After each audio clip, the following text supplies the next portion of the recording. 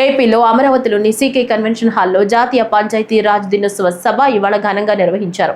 ఈ కార్యక్రమానికి deputy CM గ్రామీణ పట్టణాభివృద్ధి శాఖ మంత్రి పవన్ కళ్యాణ్ హాజరయ్యారు. మంగళగిరిలో జరిగిన జాతీయ పంచాయతీ రాజ్ దినోత్సవంలో పవన్ కళ్యాణ్ ప్రసంగిస్తూ కీలక వ్యాఖ్యలు చేశారు. కావాల్సిందల్లా పంచాయతీకి ఏ నిధులైతే ఇవ్వబడ్డాయో అవి సంపూర్ణంగా ఖర్చు కాబడాలి. ఏ ఉద్దేశంకైతే ఇవ్వబడిందో డబ్బు, ఆ డబ్బు సంపూర్ణంగా దానికే నిర్దేశించిన డబ్బు దానికే ఖర్చు పెట్టగలగాలి. ఎలాంటి అవకతవకలు లేకుండా దయచేసి చూడండి అని చెప్పి ఆ బాధ్యత తీసుకున్నప్పుడు ఆయన చాలా మనస్ఫూర్తిగా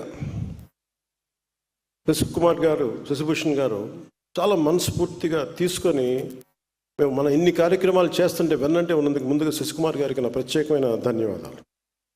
అలాగే ఇక్కడ కేరళ నుంచి మన ఆంధ్ర సేవ చేయాలని చెప్పి వచ్చిన కృష్ణతేజ గారికి, మిగతా ఉన్నతాధికారులందరికీ ప్రత్యేకంగా నా ధన్యవాదాలు తెలుపు. మీరే లేకపోతే ఈరోజు ఇంత విజయవంతంగా ఇంత వడివడిగా రోడ్లు వేయటం నిర్మాణం దగ్గర కావచ్చు, ఫామ్ పాండ్స్ కావచ్చు, నీటి తొట్టులు కావచ్చు,